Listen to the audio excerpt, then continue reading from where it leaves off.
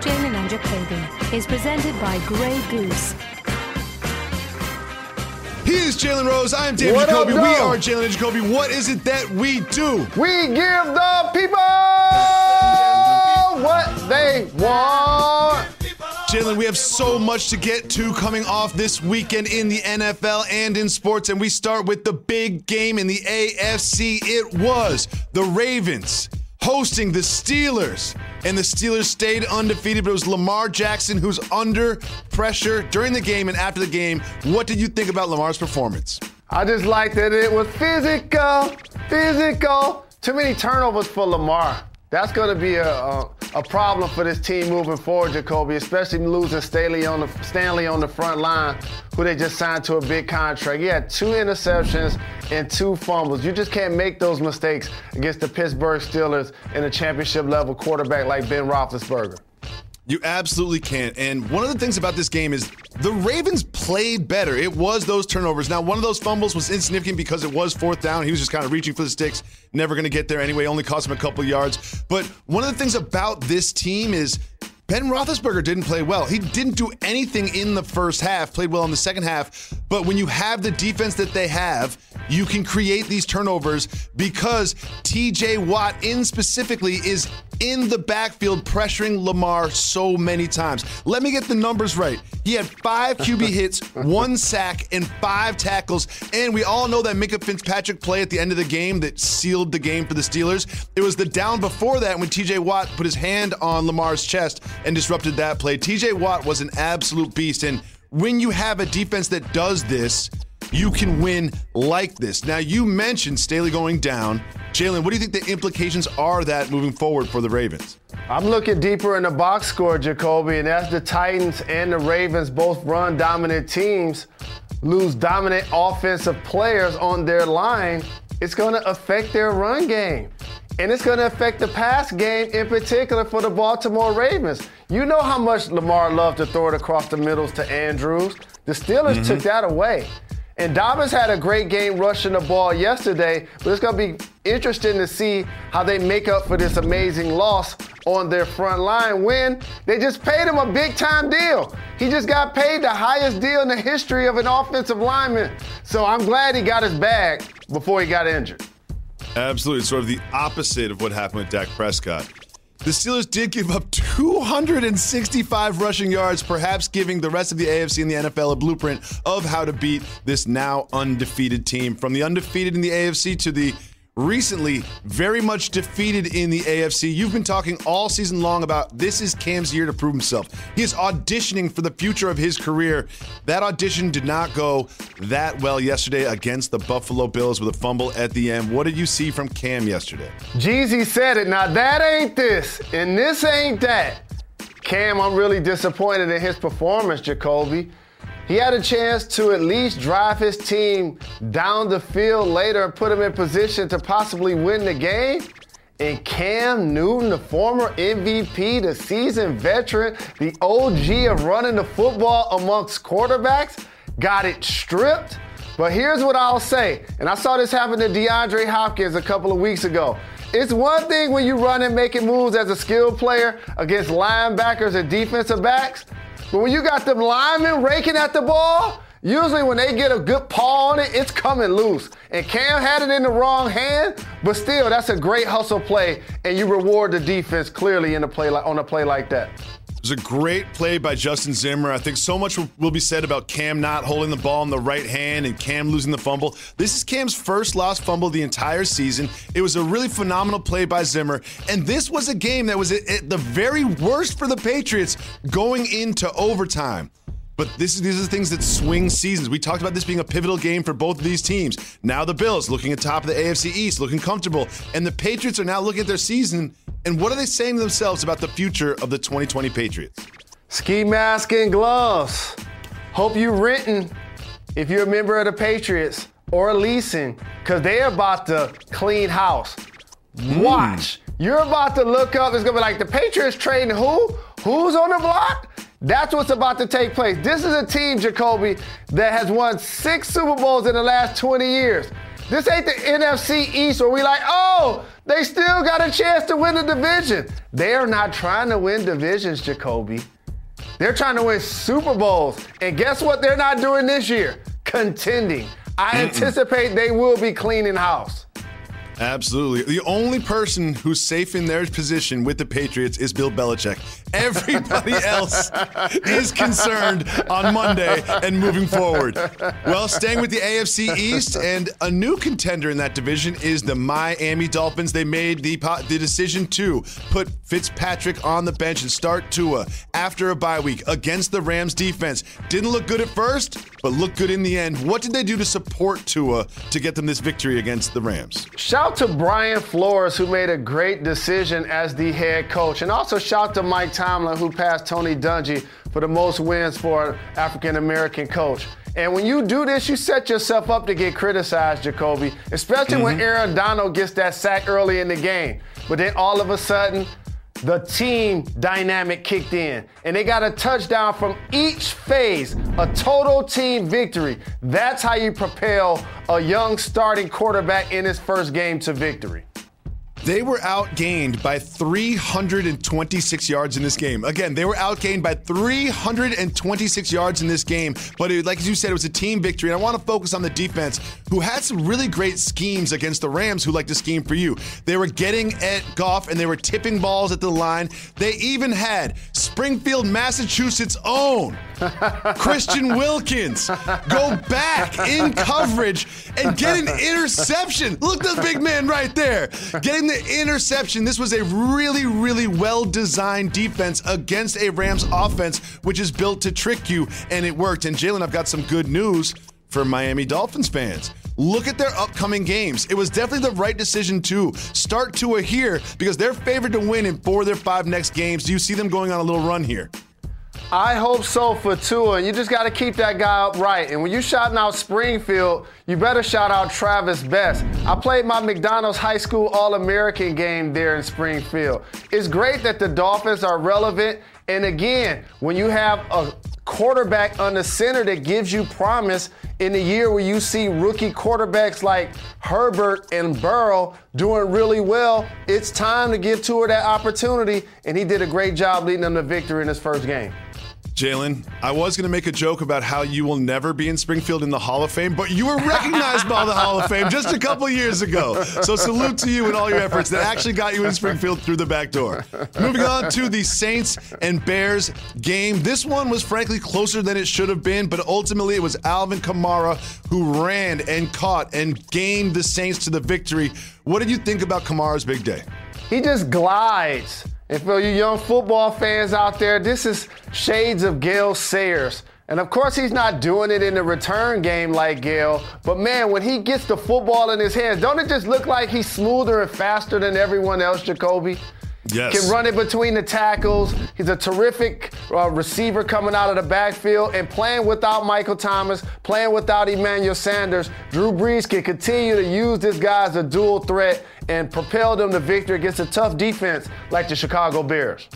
Kamara has 55 receptions through 7 games, which according to the last is the most for a running back in the history of the NFL since the merger. Very impressive from him. One thing I do want to mention is that if you look at Nick Foles' stats, 28, completed passes, 272 yards, 2 touchdowns, 1 interception. They don't sound that bad, but when you watch Nick Foles, it looks that bad. And I have to wonder if Matt Nagy isn't thinking, maybe we'll bring Trubisky back. He's a little bit more mobile, a little bit more athletic. He can move the pocket. He can get out of the pocket and do some things. That's something to keep an eye on in Chicago. But there's something that happened during this game that was much more important than the final score. And that is our soft move or boss move.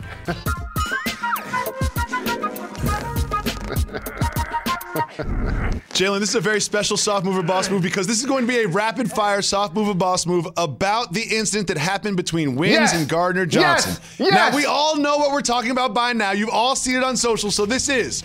The first thing I want to mention is, before you see this, it's actually Gardner Johnson who rips out the mouthpiece of Wims. Soft move or boss move, ripping out your opponent's mouthpiece. I think it's a boss move to rip out your opponent's mouthpiece because I don't mind disdain for the opponent. Okay, secondly, then it's Wims retaliating by ripping out the mouthpiece of Gardner Johnson and then punching him, retaliating by ripping out the mouthpiece as retaliation. Sophomore boss move. It's a boss move, and Wims is a big dude, so when you pick that battle, you better be ready to go all the way there. Then we have Wims punching a man with a helmet on in the head. Soft move or boss move? Nah, that's a soft move. That's how you break your hand, fracture your wrist, or do something that's going to affect your livelihood, especially as a receiver. Now, to me, this was the most curious element of the whole thing. Gardner Johnson being completely stoic and unresponsive after being repeatedly punched in the head by his opponent on a football field. Soft move or boss move? That's a boss move because he was trying to get him ejected at that point. It's like you saw him throw the punch. You saw me not retaliate, so he should actually be the person that gets ejected, not me. And then finally, Janoris Jenkins leapfrogging on the top of everybody at the end. Soft move or boss move? Nah, it's a boss move to help out your teammate, but it's soft because he can't get that big dude down. Look, he tried to tackle Wims. Look, he can't get him down, Jacoby. I tried to tell you, Wims was a big dude. he looks like my 7-year-old trying to get a piggyback from me. Well, to everybody, while we do not condone violence in sports or anywhere, we do enjoy to talk about it from time to time. Now, Jalen, we've really celebrated this weekend in sports, but you need help. You need an intervention, Jalen. It is now intervention time. Jalen, Michigan, you said was going to wax Michigan State. That was not the case. The Lions, at 3-3, had you feeling good. That was not the case. You need an intervention. You're in abusive relationships with these two teams. You're in an emotionally abusive relationship with both of these teams, and I encourage you to take on the die easy lifestyle.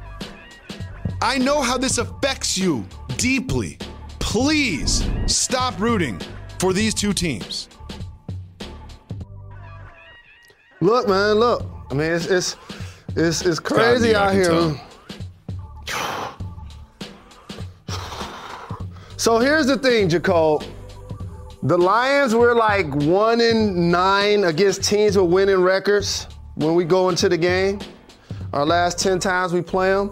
Mm-hmm. And this loss to Michigan State, fam, was the worst loss for me since Harbaugh became our head coach.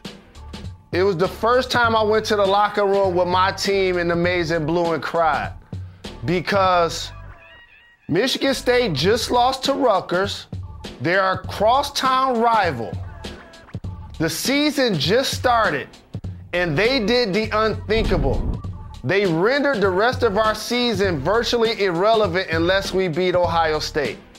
That's exactly what you want to do to your rival.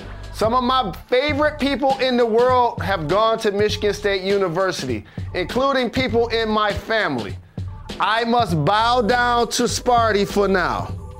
Basketball season is coming, and you guys know how much I love Tom Izzo, but I was very disappointed in the loss by my Michigan Wolverines against the Michigan State Spartans. Very disappointing, Jacoby. Well, Jalen, just imagine how you're going to feel when they get waxed by the Buckeyes. Jalen, we have Russell Wilson dominating again, linking up with Metcalf. We have the Cowboys once again looking terrible, and so much more. We'll discuss it all. Stay tuned. You're watching Jalen and Jacoby.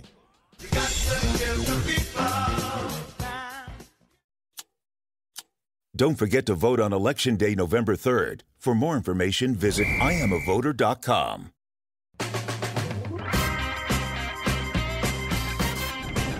Coming to you live from Pier 17 in the South Street Seaport and brought to you by Chase. Welcome back to Jalen and Jacoby. Jalen, because this is ESPN, we have to talk about the Cowboys.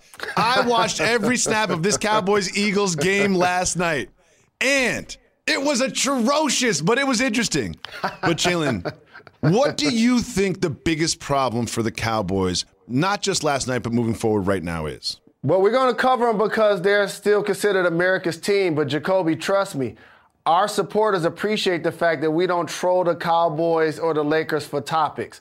What do I think the next thing for the Cowboys is something I've been saying since the beginning of the year. The only way to pay Dak is to trade Zeke.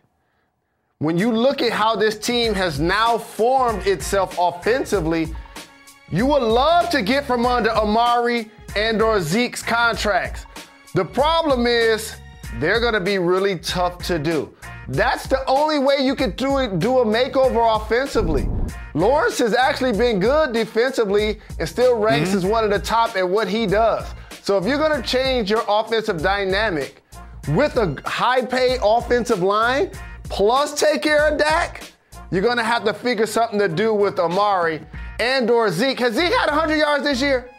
Has Zeke had 100 yards this year? Not only that, Jalen, is you would think with Ben DiNucci starting the game that Zeke would get more than 19 attempts. Since week 2, he has not had 20 attempts from the line of scrimmage. A lot of it going to Pollard. But if you have Zeke and you're paying him that, you should probably hand him the ball, especially when your quarterback was a star at James Madison University. Shout out to him with the sidearm, though. He's like Dan Quisenberry out there. DiNucci was just like doing it out there. Well, moving on to a game that featured two good teams, not like the one we were just discussing.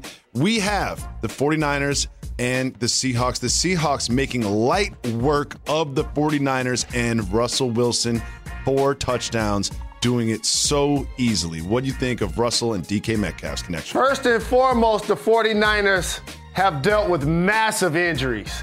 Anytime Bosa gets injured, that's like a team losing a franchise quarterback. But I will say this, with him and Sherman being out, that team clearly has suffered a Super Bowl hangover. And the Seahawks were there and ready to pounce. DK Metcalf catching everything thrown his way, 2 TD passes. Russell Wilson, more TD passes at this point of the season than any quarterback in the history of the game.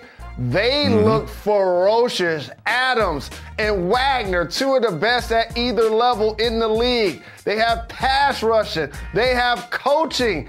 I can't wait to see this team, the Buccaneers, the Saints potentially if healthy. I feel those are the squads that are jockeying to see who's going to come out of the NFC. Well, I'm glad you mentioned the Buccaneers because Tom Brady of the Buccaneers actually has had one more touchdown pass through 7 games than Russell Wilson, but that is how close Russell Wilson is to the elite status. You're not the only one that does research. Not the only one that does research for this, Jalen Rose. And one thing I want to look at, because I'm a media guy and I like to overreact to things, and are we sure that Jimmy G is the future of the 49ers at quarterback? Now, granted, he went out and he was injured. He's been dealing with an ankle sprain, but he was 11 for 16 with 84 yards through 3 quarters. All of a sudden, Nick Mullins comes in. Now, I know he's playing against a prevent defense and it was kind of garbage time or whatever, but Nick Mullins comes in and, I don't know. He just went 18 for 25 for 238 yards and 2 touchdowns. And when you look at a salary cap sport, at the difference in performance and the difference in salary, you have to wonder if Jimmy G is long for San Francisco. Jalen, staying with the top teams in the NFC, we have to discuss what's happening in your Lions division. It is the Vikings coming into the game against the Packers with 1 win. This is going to be a blowout, right? The Packers are going to blow them out, right? Well, Dalvin Cook had something to say about that. What do you think about Cook cooking? I just want to make sure I always acknowledge bad losses. And I think the Titans, the Rams, and the Packers each had bad losses based on the teams they were facing and how they looked going into the weekend. Shout to Dalvin Cook, who scored 1, 2, 3, 4 touchdowns, the most in a game since, Bobby Moore, Ahmad Rashad, the guy that's a trailblazer in multimedia, the former football player who also covered the NBA forever and knocked down barriers for people that look like me to talk about multiple sports on television.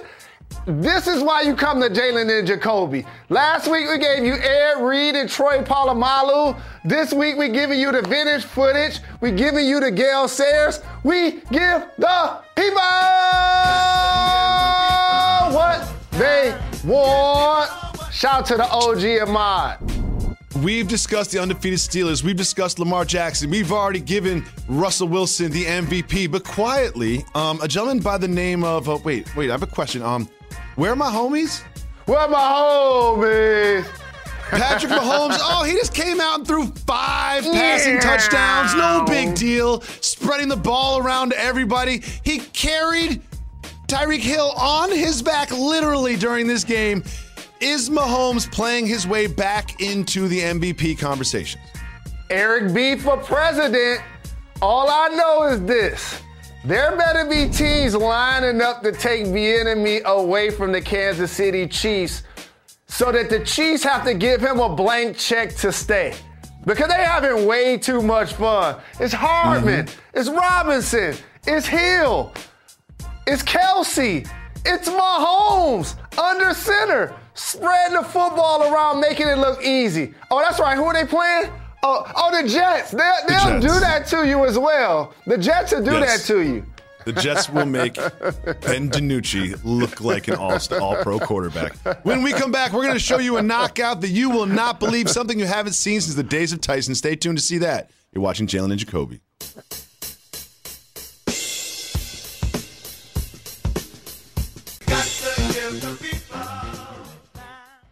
Goodyear believes every move we make drives us forward. It doesn't matter if it's on the track, the court, or the field. Movement is how we show the world who we are. It's human nature to want to push our boundaries, and when we pursue the road ahead with everything we've got, we can go further than we've ever gone before. So on every road we choose to go down, every mile marker we pass, and every move we make, we need to remember the only way to get to a new level is to make new moves.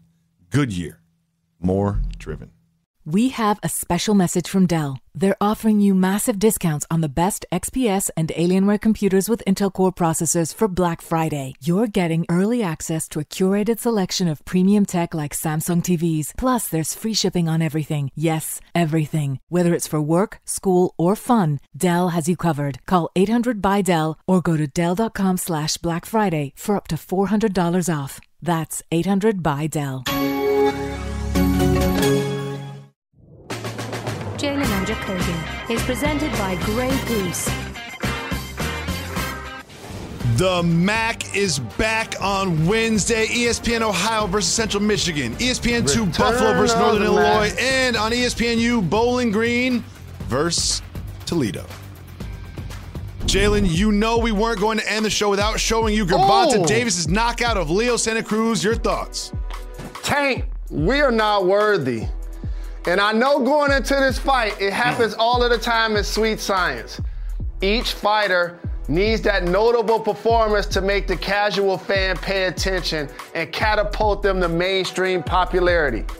This was the moment for Tank. Now people are going to be paying attention to when he's back up into the ring because that was spectacular. Shout out to my brother Floyd, too. We'll be back tomorrow on ESPN at 2 p.m.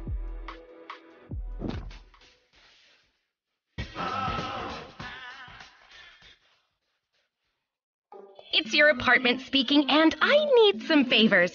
When you're singing in the shower, just try going up a key. You're trying to be an alto when really you're a soprano. Oh, and if you could bundle your renters and car insurance with Geico, it's easy to do online and we could save money. And then when you read your murder mysteries at night, could you read out loud, but skip the murder parts because I get scared? Geico. For bundling made easy, go to geico.com today. We always say we give people what they want. Part of that is doing exclusive podcast content. Now, Jalen, there are some games that we did not get to during the television show that I really want to discuss. Okay. One of those, Titans-Bengals. Now, everyone's talking about Joe Burrow. But one thing I want to discuss is where the Titans failed, and that is getting pressure on Joe Burrow. Joe Burrow has an offensive line that's just made up dudes that were working construction in Cincinnati like 3 months ago. Like, if their offensive line is so depleted that Joe Burrow is forced out of the pocket on like 2 out of 3 dropbacks, and he makes magic. He's looked great. The Titans come into the game knowing this is one of the worst pass protection offensive line, and they get 0 sacks on Joe Burrow. You can have Tannehill do what his game managing thing. You can have Henry run. But if you don't have the defense or the pass rush, you are not going to be successful. And that proved itself yesterday against the Bengals. Good afternoon to our Jalen and Jacoby supporters. Gather around. It's time for your weekly lesson in Football 101. There's something that you can play called complementary football when you have a 3-down running back that can be somebody to carry the ball 25 times. And you have a physical offensive or defensive line. As the San Francisco 49ers, they didn't have a notable quote-unquote running back last year. But they did it by committee, Jacoby. And that's what allowed their defense to then be so very aggressive, rushing the quarterback of the other team, and Bosa led the way. Look at teams like the Dallas Cowboys. A couple of years ago when Zeke was running the football, you could sign Lawrence, you could sign Jalen Smith because they're going to get to the quarterback because of ball control reasons. The Titans were able to do that when they had Taylor Lewan on the offensive line. One of the best left tackles in football. He's injured. Tannehill's numbers, Derrick Henry's numbers, they're not going to be the same. That doesn't mean that they can't make the playoffs. It doesn't mean that they're both not good players. But we overvalue in the media sometimes the skill players position, quarterback, wide receiver, running back in particular, but we downplay the physicality of both lines. And I'm glad that you started this segment. I don't know if I should shed a tear or cheer. I'm glad that you said what you said. The defensive line of the Titans, when they don't have Derrick Henry running the ball for 150 or 200 yards, now all of a sudden they got to play 4 downs. They got to play 4 downs now. And then all of a sudden, Bengals had no problems blocking them. Keeping Burrow clean, T. Higgins getting it to him. Weren't they playing without Mixon? Mm-hmm. When they playing without Mixon, they don't even they rarely use AJ Green anymore. I don't know if he done or in a bingo. I'm not sure. And so I agree with you. It was really impressive that they were able to keep their rookie quarterback upright an entire game without surrendering a sack. You usually win those games. Bad loss by the Titans. You brought up a name that I want to discuss. Because you know I like to take small sample sizes and make huge conclusions and do the media thing, right? Joe Burrow and T. Higgins are the duo of the future. I'm not going to say for the league, but certainly for the Bengals. Like, AJ Green is on the Bengals. He was targeted 2 times by Joe Burrow in this game. T. Higgins was targeted 9 times by Joe Burrow in this game. Higgins from Clemson. Burrow from LSU. There's just a history there. And then I read about Higgins today because I love him so much. And his coaching staff was just saying, listen, he wasn't really involved early in the season. They're like, just understand the offense and do your homework and stay involved in practice and the game will come to you. And you see that with rookies. You know, especially when you have no preseason, no offseason. This dude came from Clemson to the Bengals like game to game. And I really think that Burrow and Higgins have figured something out. Hold on. I got to say something as a seasoned veteran of how things work with the NCAA. And I'm winking my eyes for those politically correct. Usually, when you go from playing football at LSU and Clemson to playing for the Bengals, that's a downgrade, Jacoby. That's a pay cut. What are you saying? What do you mean?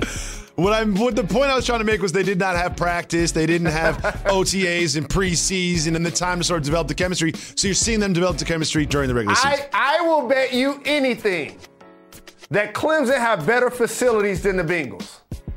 I'll bet you anything. Yes, Clemson has some really nice facilities.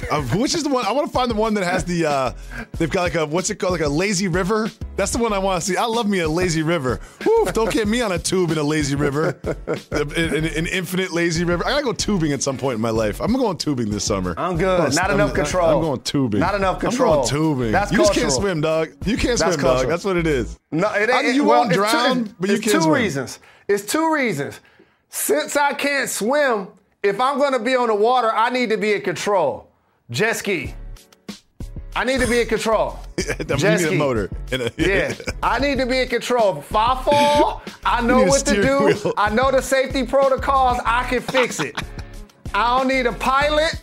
I don't need an anchor. I don't need none of those things that can stop me from surviving. Period. Can I sell you on tubing? Let me sell you on tubing. First of all, tubing may be cultural. I've never tubed. Definitely. I don't know how it goes.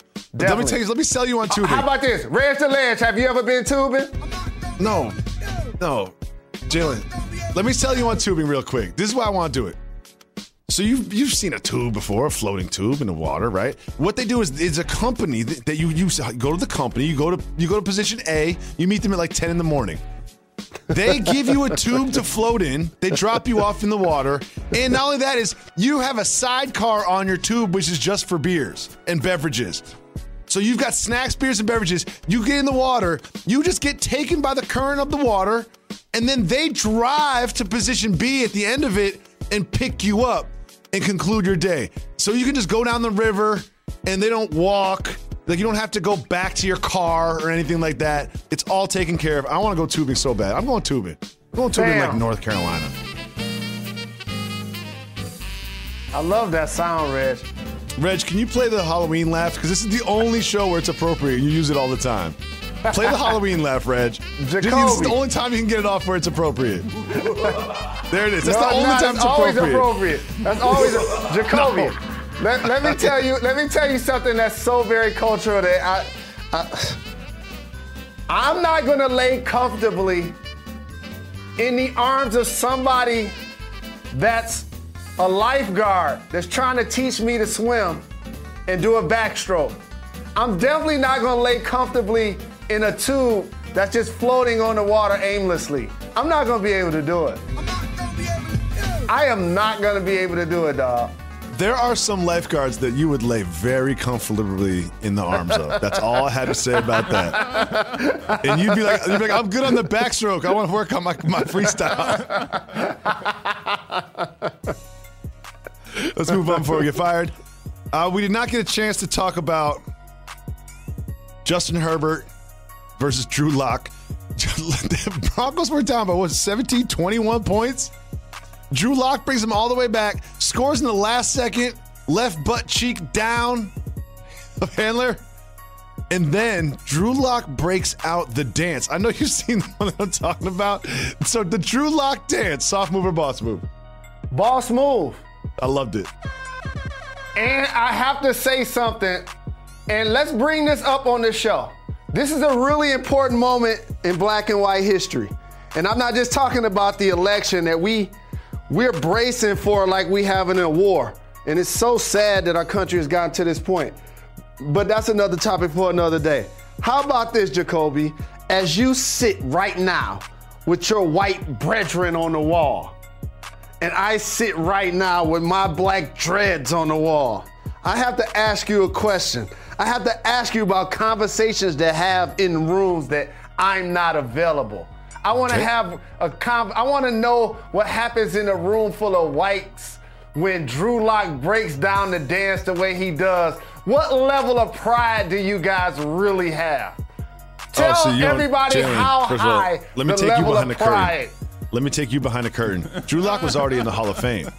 You know you've seen the clip of Drew Lock rapping to Jeezy? Have you seen that clip? Oh yeah, Drew Lock's already in the club. The velvet rope's already open. He don't have to call ahead and get on the list. He's already in there. He's already in there for the Jeezy lyrics. It's not just the Jeezy lyrics, it's the delivery, it's the hand motions, it's the head bop. It's the whole thing. It's halftime of an NFL game, being that comfortable. He doesn't have the Microsoft Surface open, looking at pictures of the all 22 of how the defenses covered him on first and second, third down. No, he's head bopping to Jeezy, comfortable in his rookie season as a starting quarterback in the NFL. I love me some Drew Lock. And as a semi-awkward but capable dancer, I would never call myself a good dancer or even mediocre, probably below average, but I'm not going to embarrass myself over time. It was a little awkward, but if you kind of do it with enough confidence, it looks good.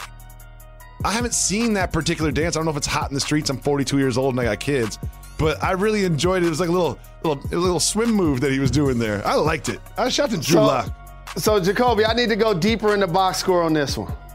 Okay. If I'm in a room full of people that look like me, and Lamar Jackson does a reverse spin and he takes it to the end zone, yes, the entire world can pay attention to that was an amazing play. But trust me, the people that look like me in the room, understand the plight of black quarterbacks and how far they've come, they feel an extra sense of pride when it happens. I know white people feel an extra sense of pride when Drew Lock actually can deliver rap lyrics on beat and he can actually dance on beat. I know you felt enthusiastic. How did you and your friends text about the Drew Lock dance moves? Because I know y'all did. Can't lie into microphones. There was zero text between me and my friends about the Drew Lock dance moves.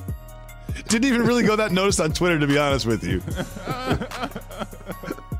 But one thing I do want to say about them is they were still reviewing the play. Like, I mean, I was watching that one live, and it did look like it goes. One thing, this weekend was the weekend of the shin in the NFL. This was the weekend of the shin in the NFL. The shin is not a foot. You don't have to get two shins down. A shin is as good as 2 feet. And I remember 2 plays in which the shin came into play, and the shin came into play on this one. Butt cheek slightly out of bounds, shin inbounds. Game, Broncos. Jalen, I don't like to pat myself on the back too much, but I'm going to do it right now. Do you remember 2 weeks ago, I was talking about, it was after the Packers game, I was talking about Gervonta Davis and Devin White and them being the best linebacking duo in the NFL. And then I said it again last week. Headline, ESPN.com. Tampa Bay Buccaneers inside linebackers are becoming the best linebacking duo in the NFL. That's why you listen to Jalen and Jacoby. That's why you go to the podcast exclusives. Because you're going to get it first. It's broken news all of a sudden. It's broken news all of a sudden. Now, I'm not trying to take any credit for that headline because it's kind of getting obvious at this point. I see a lot of our stuff get paraphrased. But you know the editors of the NFL section of ESPN.com are not listening to podcast exclusive Jalen and Jacoby. They're not true. doing that. They're not doing that. They're not doing that. Not true. Let me tell you what I learned. That what you just said is patently false. Okay, don't point at me like that. That's triggering. That's triggering. I'm gonna tell you what I learned about this show. When there are people who get a chance to cover sports that don't have the time or the love to watch all of the sports, what they do is they watch taste-making shows like this and paraphrase what we say. It's almost like having that artist that isn't mainstream. And then all of a sudden somebody go paraphrase their hook or paraphrase their sound or the song that they were rapping about, and then they rap about it on the mainstream stage and people think they made it up. I always like this one. And first of all, you're right. Shout out to you. More people than I expect, compliment me on the show when I see them and whatnot. But I always like this one when an artist has a hit.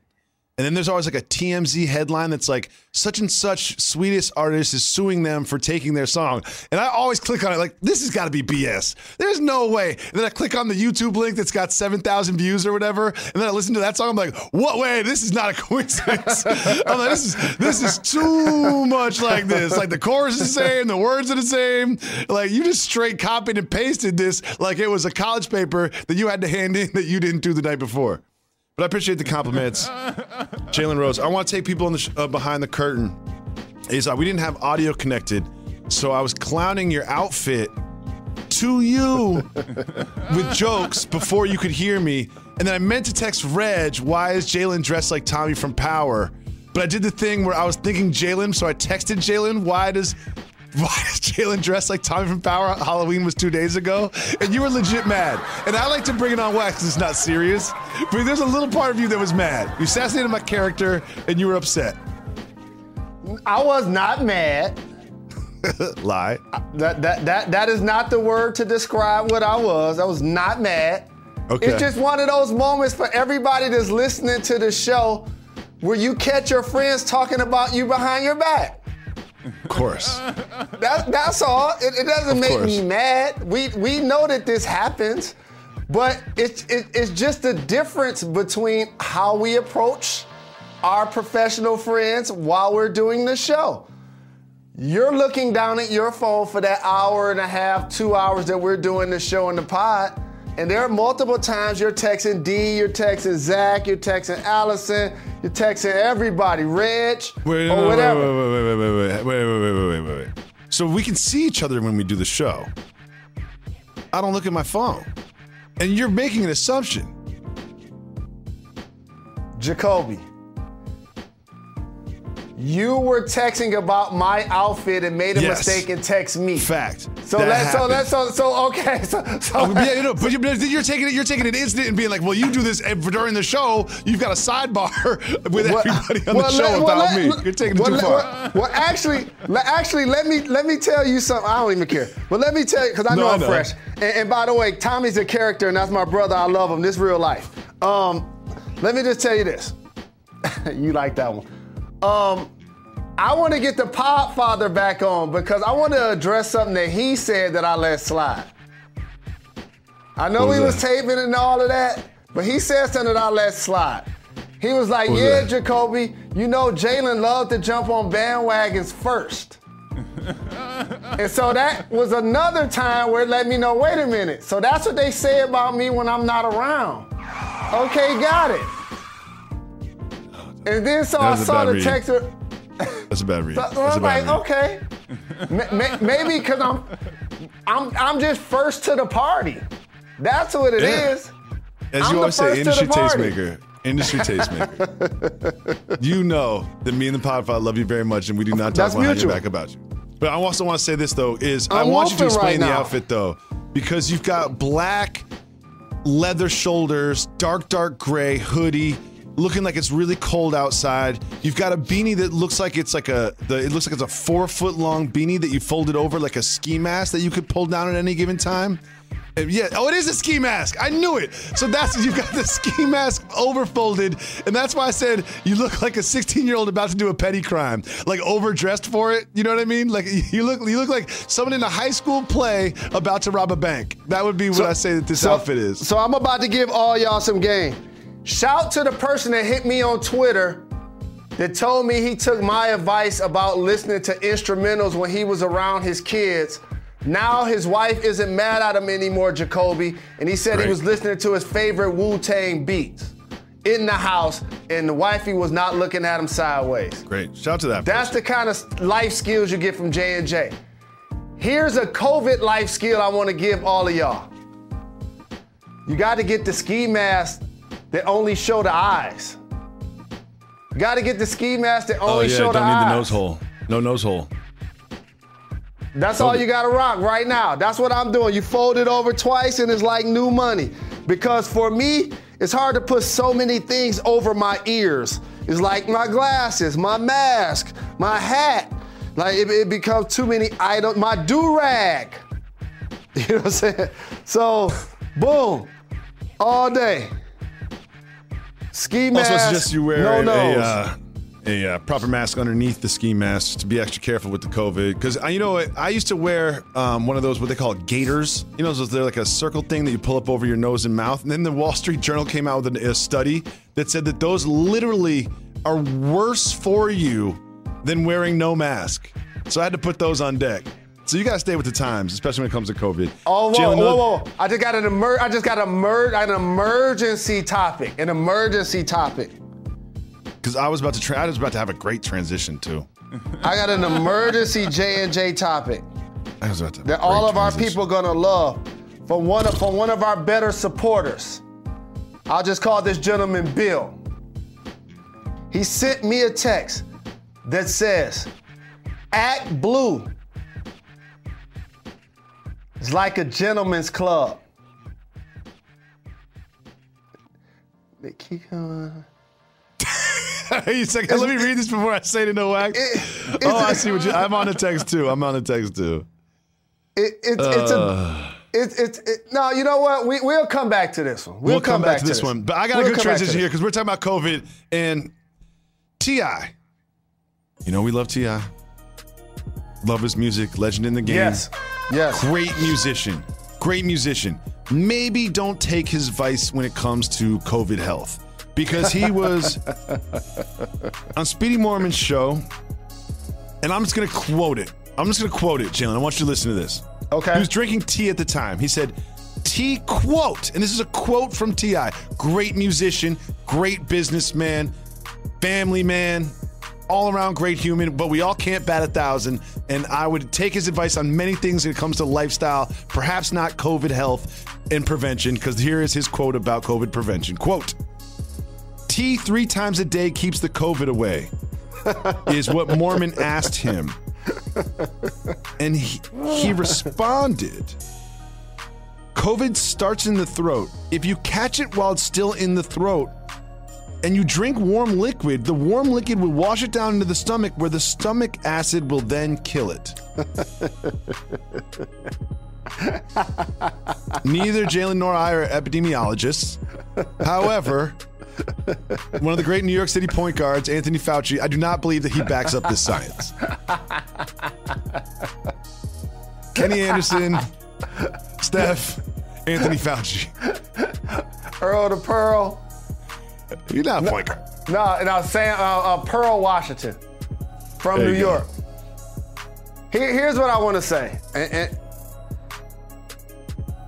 this period of time, Jacoby, and I got to stay consistent. I don't care whether it's Drew Brees saying what he said about Colin Kaepernick and how he felt about the flag and how he felt at the time it disrespected his ancestors, his father and grandfather were in a war. Even though it was a tone-deaf statement, I made sure I came onto this program and made sure I acknowledged that I don't vilify people for speaking their opinion.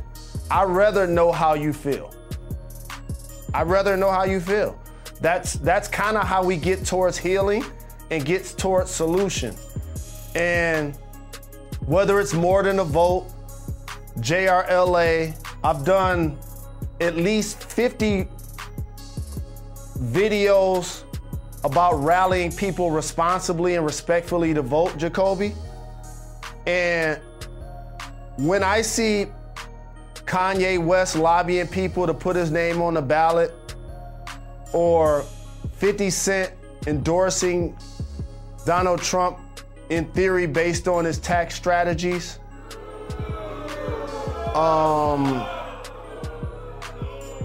it was someone else. When I see Lil Wayne at the White House taking a picture with the president, it upsets a lot of people that look like me. It don't upset me, dog. It motivates me. It disappoints me because a lot of their audience probably is surprised how they truly feel behind closed doors. And those are the people that help them garner their actual fame and celebrity, because each of those artists stood on the shoulders of that audience before they became mainstream, not the other way around. But I'm not mad. And I don't want you to be mad. Here's what I want you to do. Vote. Vote. That's what I want you to do. Because regardless of any political affiliations, anytime you see me talk about this topic, you know what you have not seen me do? Endorse a candidate. You ain't seen me endorse a candidate.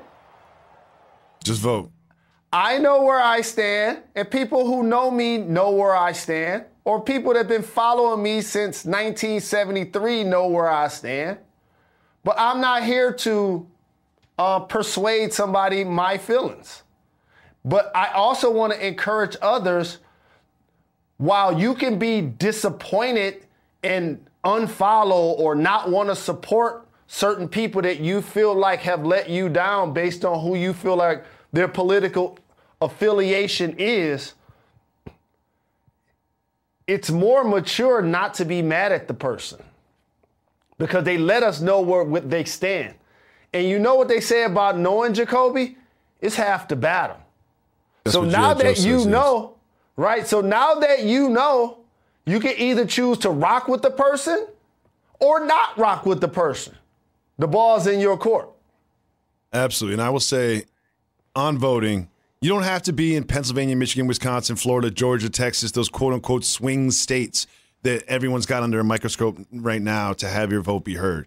Like, I think sometimes people get discouraged because they see so much attention to these certain quote-unquote swing states. No matter where you live, make sure you vote, because presidents are not the only thing on the ballot as well.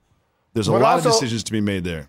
School days, Jacoby, and this is what frustrates, and I'm going to just be frank about it because I think me saying things that show my imperfections give humility and courage to other people who are not in the position that I'm in. When I first started voting, first off, let me say this. I am proud of all of the people that are voting for the first time. I'm proud of all of the people that are voting for the first time. But you know what I'm also doing? The ones that are over 40, I'm kind of looking at them sideways a little bit too and judging them. That's fine. But we can't go backwards in time. We don't have a time machine. We don't have a time machine. I'm just being hey, this is therapy.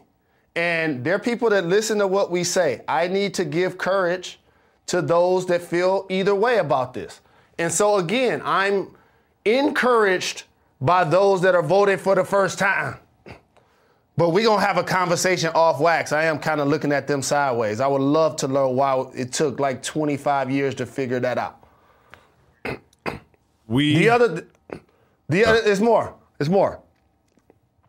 So when you're voting, it's more than just President of the United States. So many times we only talk about voting for the president. And when I first started voting, Jacoby, I'll never forget standing there looking at the ballot box thinking, I don't know none of these board members, any of these regents, any of these people.